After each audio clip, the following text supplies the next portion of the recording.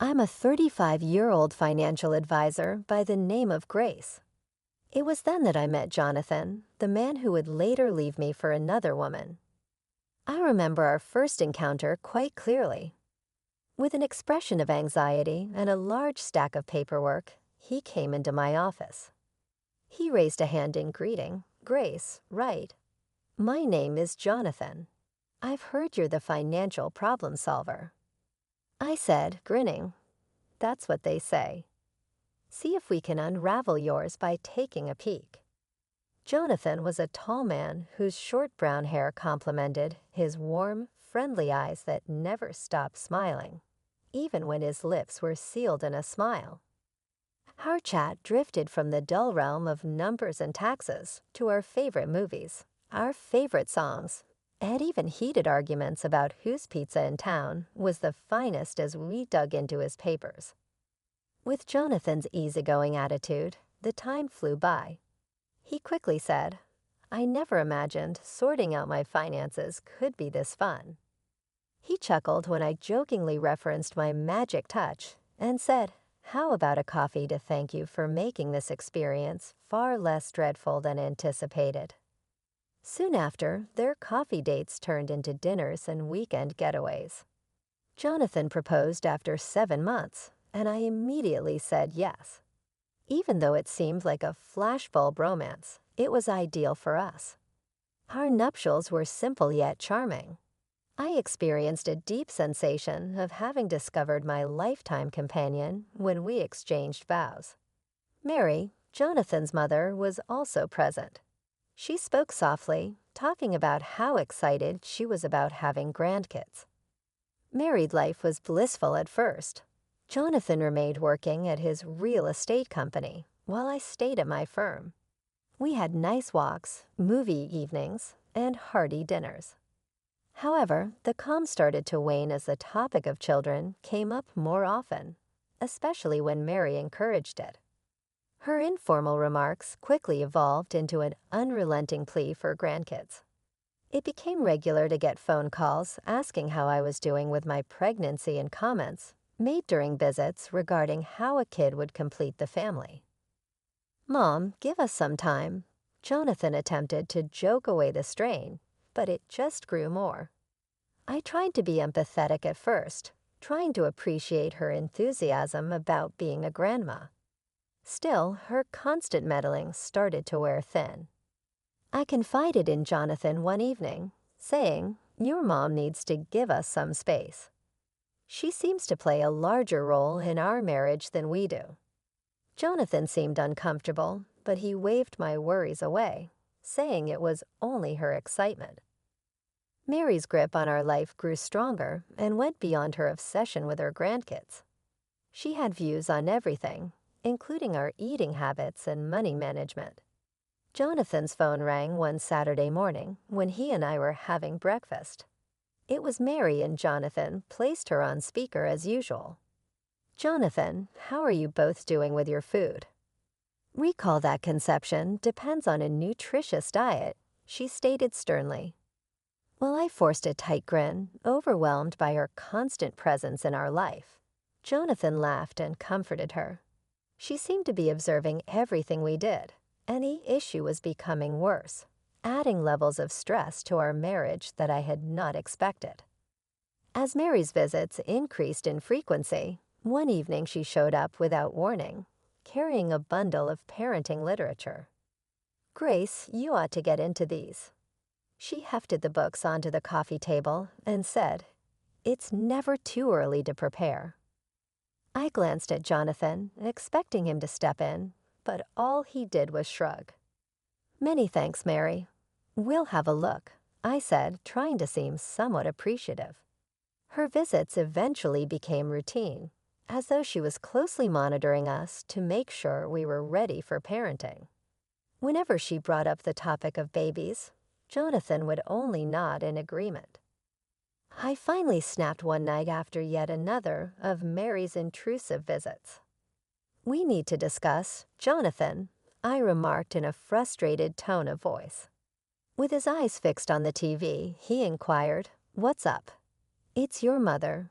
We're getting too much of her baby talk. Without her meddling, we can scarcely enjoy our time together, I said. At last, Jonathan looked up at me. Grace, she's simply excited. She has good intentions. Excited or obsessed? I shot back. It feels like she's the third wheel in our marriage. Jonathan let out a sigh. She's my mother. What action do you want me to take? Tell her not to give a damn. Jonathan, it's not about compassion. It's about honoring our boundaries and choices. Are you blind to that? We came to an end of our talk when Jonathan did not say anything, turning back to the TV. In fact, things became worse. Mary's visits increased in frequency, and her advice started to encroach more and more. The two of you ought to go on a trip. One day, she said, just relax, it will help with conception. There was another occasion when she casually said, maybe Grace should quit her job to reduce stress. It seemed like she was controlling our life and Jonathan was just going along with it. My own marriage started to feel like an alien place to me. The warmth and compassion that had previously united Jonathan and me were beginning to fade, eclipsed by Mary's imposing presence. The relentless pressure about having a baby was straining us both, leading to more arguments and a noticeable evaporation of the romance that once filled our home. Yet I clung to the hope that things would improve, that somehow we would find our way back to each other. But then everything changed. One evening, Jonathan came home unusually late, his demeanor more somber than I had ever seen. I was in the kitchen, hurriedly preparing dinner when I noticed his state. Jonathan, is everything okay? I asked, concerned. He collapsed into a kitchen chair, burying his face in his hands.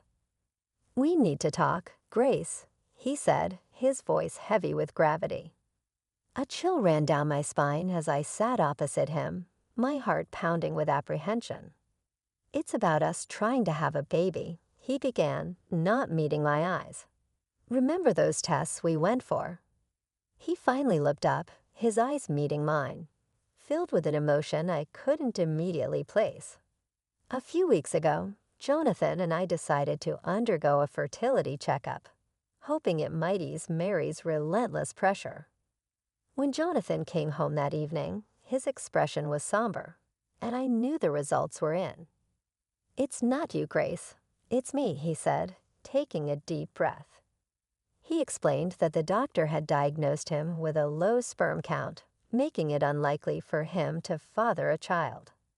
The news hit us hard, a mix of relief, sadness, and confusion swirling within me. What do you mean? I asked, reaching out to squeeze his hand, seeking to provide some solace. Jonathan's voice broke as he replied, I can't father a child, Grace. He withdrew his hand, a gesture that felt like a wall going up between us. I can't, won't go through treatment. It's not something I'm prepared to face. I was stunned by his refusal. But why? If there's even a slight chance, shouldn't we try? I asked, my voice thick with emotion. It's my decision, Grace. I just can't, he replied firmly, his finality piercing the air. I couldn't wrap my head around his resistance. The Jonathan I knew was always resilient, willing to face challenges head-on. Please don't let this drive a wedge between us. We can face this together, I pleaded. He stood, avoiding my gaze. I need some time alone to think, he said. And with those words, he left the kitchen, leaving me in a whirlwind of unanswered questions and rising fears. His outright refusal to consider any options was baffling. Was his pride really standing in the way of our future together? The following days were tense. Jonathan barely spoke, and when he did, his words were clipped and cold. The growing distance felt like a chasm in the foundation of our marriage, widening with each silent meal and unshared night. Then one evening, the fragile state of our union cracked open irreversibly. Jonathan returned home late again. I lay in bed, feigning sleep, when I heard him on the phone. "Yes, Mom, I got the results." "No, I don't want treatment. I'll figure something out," he whispered into the phone, a conversation he hadn't had with me. It felt like a betrayal, not just of our intimacy, but of our vows. Mary's influence was more invasive than I had ever realized, and as I lay there, tears streamed down my face, marking the silence of our room. Our home had become a shell of the warm, loving environment it once was.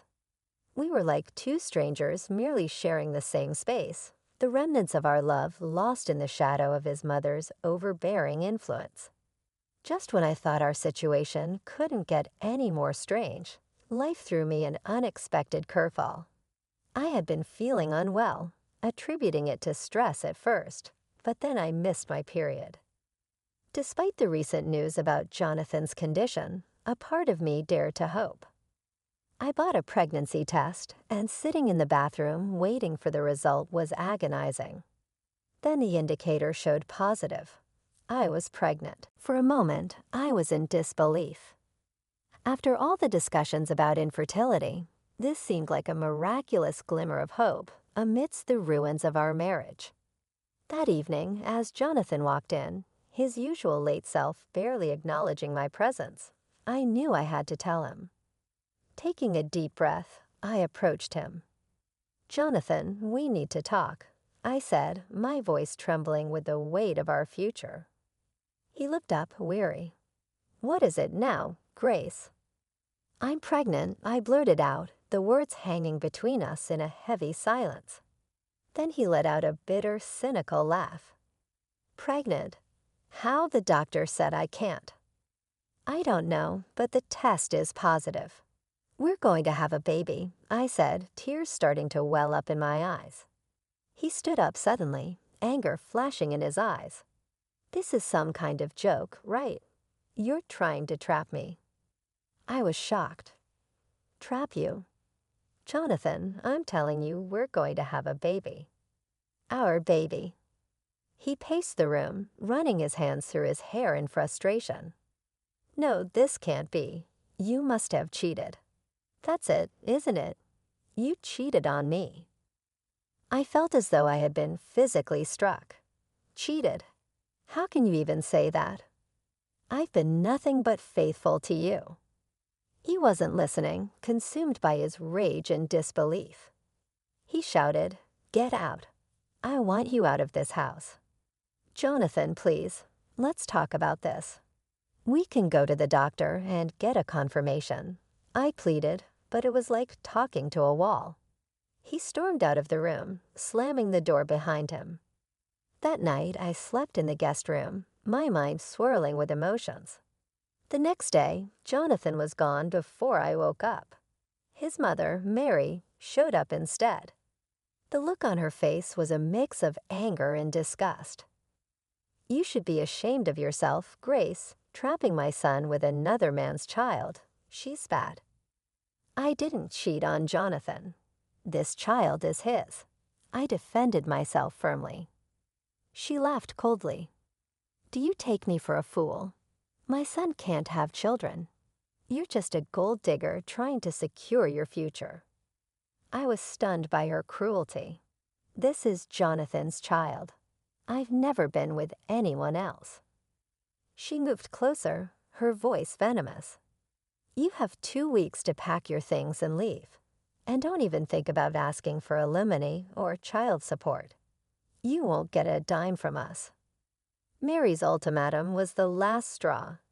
I knew I couldn't continue living in a house filled with resentment and false accusations. It was time to take control of my life, for my sake and for the baby's. First things first, I filed for divorce. It wasn't an easy decision, but it was necessary. Jonathan and his mother tried to make it difficult. They wanted a piece of everything I had, claiming it was their right. But I had a strong case. Everything I owned, all my savings and property, were mine long before Jonathan entered my life. Their attempts to grab what wasn't theirs failed miserably. As for alimony, I didn't ask for a penny. I wanted no financial ties to Jonathan, no reason for him or his mother to interfere in my life again. I was determined to start anew, free from their toxicity. I found a modest apartment, not too fancy, but cozy enough to be a fresh start. Packing up my things from the house was bittersweet. Every photo and every piece of furniture had a memory attached to it, but I was ready to leave them behind. The day I moved out, Jonathan was conspicuously absent. Maybe he couldn't face me, or perhaps he just didn't care. Either way, it didn't matter. I left the keys on the counter and closed that chapter of my life. The first few nights in my new apartment were the hardest. The silence was overwhelming, and the reality of my situation often brought me to tears. But I found comfort in the little life growing within me. Every night I talked to my unborn child, filling my small apartment with whispers of hope and love. Gradually, what had felt like a sanctuary started to feel like a true home. My daily routines brought comfort, and my connection with my unborn child strengthened with each passing day. One afternoon, as I sorted through some old boxes, I stumbled upon a photograph of Jonathan and me in better times. A pang of sadness briefly washed over me, but it quickly gave way to relief. That chapter of my life was firmly behind me. Just then, my phone rang. It was Jonathan. "Grace, I've received the divorce papers," he said, his voice devoid of emotion. "I'm glad they reached you." "Please handle the formalities," I replied, striving for calm. There was a pause before he added, "I won't bother you about the baby. You won't hear from me again." It was a cold farewell, but it brought closure. Hanging up, I realized that in my solitude, I had discovered a resilience I hadn't known I possessed. I was ready to face the future, not as Jonathan's estranged wife, but as a strong, independent woman and a devoted mother. On a quiet evening, as I sat reading a magazine, my 5-year-old son, Arthur, played with his toys on the floor. Our peace was interrupted by a knock at the door. Puzzled, I answered, finding a woman on my doorstep whose eyes reflected a familiar sorrow. "Hi, Grace. It's been a long time," she said hesitantly. It took me a moment, but then I recognized her as Pamela, a friend from my past life with Jonathan. "Pamela, yes, it has been. What brings you here?" I asked.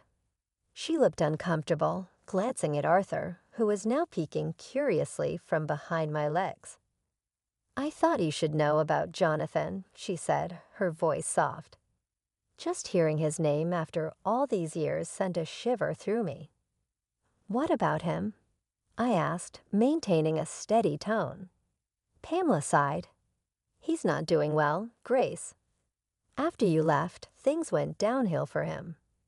He became an alcoholic, remarried a few years ago, and had another child. But the boy was born with disabilities, and Jonathan couldn't handle it. He left them, divorced his wife, and now he's refusing to pay child support. He's in legal trouble." The news struck me, but not in the way Pamela might have expected. I felt a profound sadness, not for Jonathan, but for his child and the woman he had left behind. "That's terrible," I said softly. Pamela nodded. "I thought you should know, given your past with him." I appreciated her concern, but knew I had to maintain boundaries. "Thank you for telling me, Pamela, but that part of my life is over. Jonathan made his choices, and they have nothing to do with me or my son." Pamela looked at Arthur, then back at me. "I understand, Grace. I just thought." I offered a small, sad smile. "I appreciate it, Pamela, but my focus is on Arthur and our life now. What Jonathan does or doesn't do isn't my concern anymore." She nodded, seemingly understanding. "I hope you and Arthur are happy, Grace. You both deserve it." "Thank you. We are," I assured her, glancing at Arthur, now fully absorbed in his toys again. After Pamela left, I closed the door and leaned against it, taking a moment to breathe deeply. The past has a way of sneaking up on you, but I was determined to keep it at bay, ensuring our future remained bright and unaffected by the shadows of days gone by. But I was resolute in my determination not to let the shadows of the past darken the vibrant life I had carefully built for myself and my son.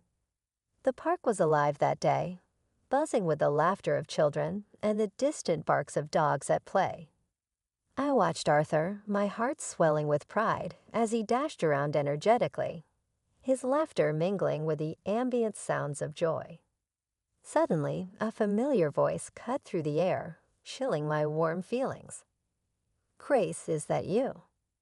My heart sank as I turned around. It was Mary, my former mother-in-law, striding towards us with a fixated gaze on Arthur. "Mary," I greeted her coolly. "What are you doing here?" She ignored the frost in my voice, her eyes never straying from Arthur. "He's grown so much. He's your son, right?" "Yes, this is Arthur," I replied, subtly stepping between her and my son. Her eyes sparkled with an unsettling eagerness. "I was hoping to see him. After all, he's my grandson." A wave of irritation washed over me. "And why would you want to see him?" "Well, you know my other grandson," she began, her voice trailing off as her expression darkened. "He's not well. He's sick. It's just not the same. I want to be part of a healthy grandchild's life." Her words struck me harshly, a verbal slap. The disdain in her voice for her grandchild was shocking. "Mary," I said, my voice steel hard, "you have no right to be part of Arthur's life. Not after everything that happened." "But Grace, that was all Jonathan's doing," she protested weakly. I shook my head dismissively. "You supported him. You turned against me when I was carrying your grandchild, and now you speak with such contempt about your other grandson just because he's sick. That's unforgivable." Mary's face hardened. "You can't keep me away from my grandson." "I can and I will," I declared firmly.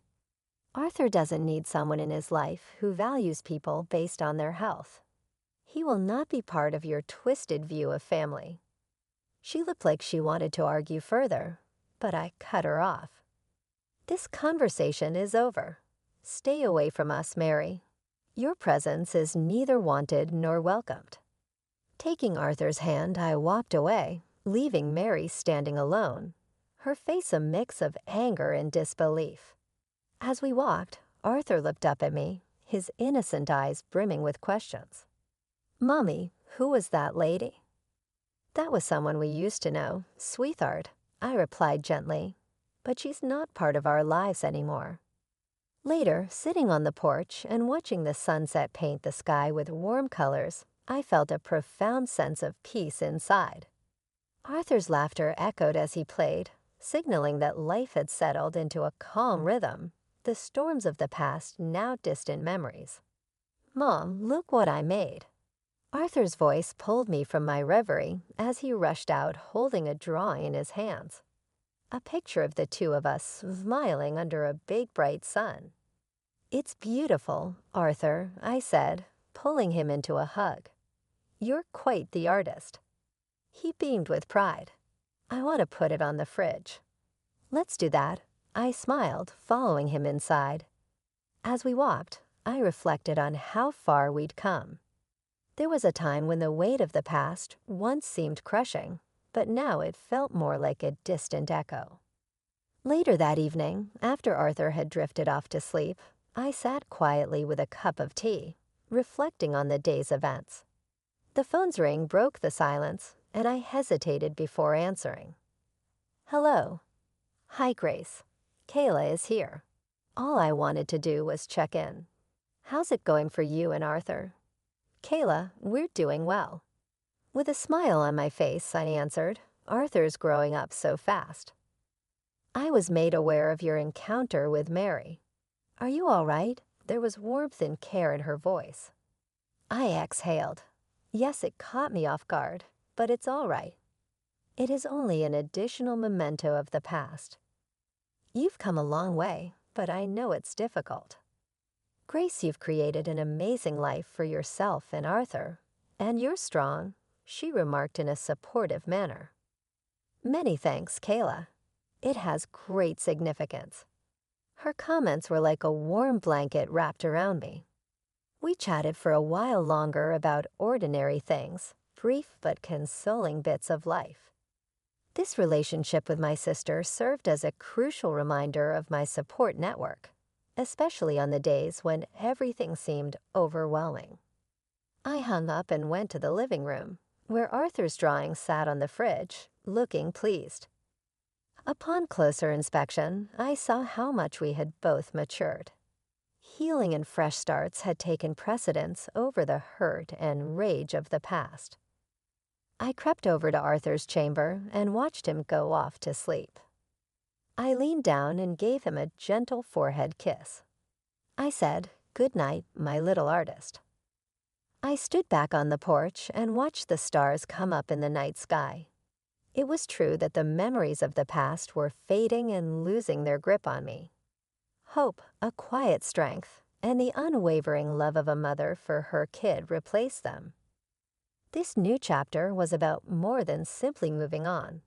It was about thriving in the warmth of fresh starts and the solace of strong family ties.